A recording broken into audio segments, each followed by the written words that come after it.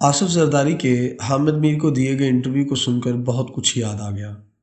बिलावल बारे जरदारी साहब का कहना था कि आजकल के नौजवान बच्चे सीधा मुंह पर कह देते हैं कि आपको क्या पता है। पहले तो जुनेद महार याद आए, जो अक्सर रात गए मेरे साथ आवारागर्दी में एक बात बड़े दुख भरे अंदाज में दोहराते हैं कि यार हम कैसी नस्ल हैं, अपने बाप से भी हम डरते थे और अब अपने बच्चों से भी डरते हैं। जुनेद महार एक ज़हीन इंसान है जिनसे गुफ्तगू करके मेरे बहुत से कंसेप्ट्स क्लियर होते रहते हैं। हम दोनों कुछ चीज़ों के बहुत शौकीन हैं। किताबों की दुकान पर हर हफ्ते विज़िट करना, किताबें खरीदना, पढ़ना और फिर उन किताबों पर सेर हासिल गुफ्तगू करना। दूसरे, आवारागर्दी करना, क्योंकि खुशकिस्मती से हमारे पास ज़ाया करने को जो चीज़ वाफर मिकदार में मुयस्सर है वो वक्त है। आखिरी शौक़ है रात गए पठान भाइयों के कैफ़े पर बैठकर चाय पीना और खामोश रहना और अचानक कोई मौजू छेड़ देना जिस पर कुछ देर गुफ्तगू जारी रहती है और फिर मुकम्मल खामोशी। खैर, एक दिन मेरे साथ थे तो उनके हैंडसम बेटे मूसा का मैसेज आया कि रात घर वापसी पर फलां खाने की चीज़ लेते आइएगा। जुनेद महार कहने लगे, अब ज़रा इसका हाल देखो। मुझे कह रहा था ब्रो। कहता है पहले भी एक दिन मुझे इसने ब्रो कहकर मुखातिब किया तो मैंने इसे पूरी संजीदगी से कहा कि मूसा, मैं तुम्हारा बाप हूँ, प्रोटोकॉल का ख्याल रखा करो। मैं तो सोच ही नहीं सकता था कि अपने बाप और तुम्हारे दादा के सामने उन्हें बाबा कह सकता और तुम हो के बड़े आराम से ब्रो कह रहे हो। एहतराम का ख्याल रखा करो। मूसा आगे से मुस्कुराया और बोला, ओके ब्रो। अब जुनेद महार कहने लगा कि इस औलाद का क्या करें कि जिन्हें हमसे डर ही नहीं लगता। हमारा बाबा तो थोड़ी सी बात पर भड़क कर अम्मा को कहता था, जुनेद इब्राहिम की माँ, बेटे की बात सुनी है? और लहजा ऐसा सख्त होता कि कई दिन तक जुर्रत ना होती कि बाबा नाराज़ ही ना हो जाए। अपने दाजल के एक दोस्त के वालिद का बताने लगे कि वो दोनों गांव के दोस्त इकट्ठे हॉस्टल में रहते थे। एक माह वो घर ना जा सका और उसने जुनेद को खत लिख कर दिया कि यार घर जाकर मेरे वालिद को दे देना और उनसे मेरा खर्चा लेते आना। वीकेंड पर जुनेद बाहर घर गया तो वो अपने दोस्त के घर गया। वहाँ उसका बाप मौजूद था। जुनेद ने उन्हें बेटे का खत दिया तो उन्होंने पूछा कि क्या है।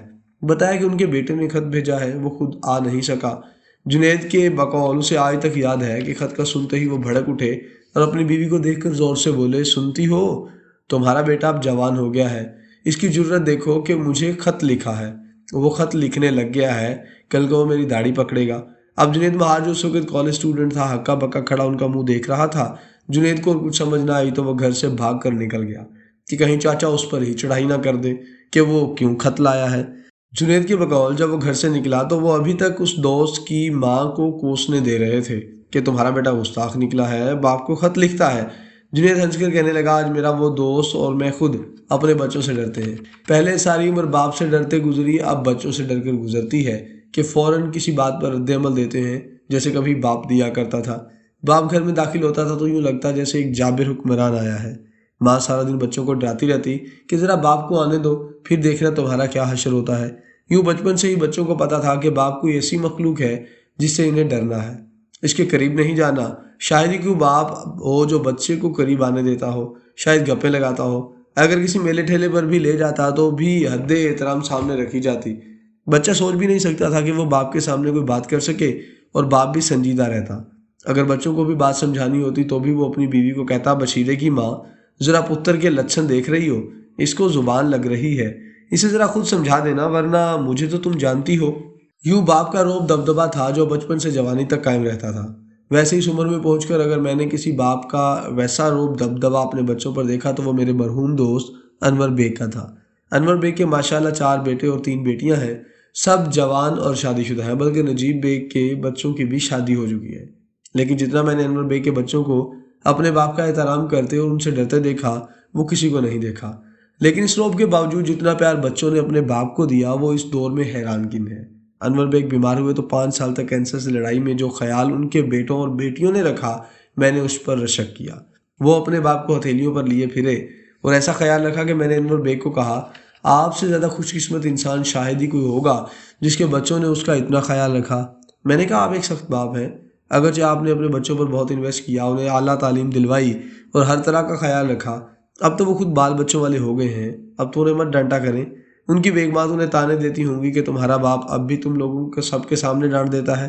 बेग साहब हंसकर बोले, चंदा, अगर मैं इन्हें कुछ ना कहूँ तो ये सब परेशान हो जाते हैं कि मेरी तबीयत तो ठीक है, लिहाजा इन्हें मुतमईन रखने के लिए कुछ ना कुछ डोज देनी पड़ती है। और मजाल है उनके बच्चों ने कभी आगे से जवाब दिया हो اکثر ہمارے دوست وسیم حقی بھی انور بیگ کو کہتے یار اب بچے بڑے ہو گئے ہیں، اب تو ڈانٹ ڈپٹ سے باز آ جاؤ۔ بچے بھی اتنے عادی ہو کہ انہیں انور بیگ صاحب کے دوستوں کے سامنے ڈانٹ پڑ رہی ہوتی تو وہ ہنستے ہوئے ہمیں آنکھ مار کر نکل جاتے کہ سنبھالیں اپنے دوست کو۔ انور بیگ جیسا خوش قسمت انسان شاید ہی ہو جس نے بھرپور زندگی گزاری، یاروں کے یار تھے اور ہر مشکل وقت میں آپ کے لیے حاضر۔ ہمارے دوست ڈاکٹر شاہد مسعود نے ارشد شریف کے گھر سالانہ برسی پر گلہ کیا کہ جب میں نے ڈاکٹر ظفر الطاف، ارشد شریف اور میجر احمد جیسے سخی دل لوگوں کا ذکر کیا جو دوسروں کو گھر بلا کر کھانا کھلا کر خوش ہوتے تھے، تو میں کیسے انور بیگ کو بھول گیا جس کے ہاں ہر ہفتے دوستوں کی پارٹیاں اور کھانا پینا چلتا رہتا تھا۔ اب جب آصف زرداری بھی سرعام کہہ رہے تھے کہ آج کل کے بچے باپ کی کب سنتے ہیں، وہ الٹا کہتے ہیں کہ آپ کو کیا پتا۔ وہ ٹھیک کہہ رہے تھے، ہمارے بچے بھی ہمیں یہی کہتے ہیں، وہی جنید مہار والی بات کہ ہم وہ اداس نسل ہیں جو پہلے اپنے باپ سے ڈرتی تھی، جن کی اتنی دہشت ہوتی تھی کہ وہ ناراض نہ ہو جائے، اور اب ہم اپنے بچوں سے ڈرتے ہیں۔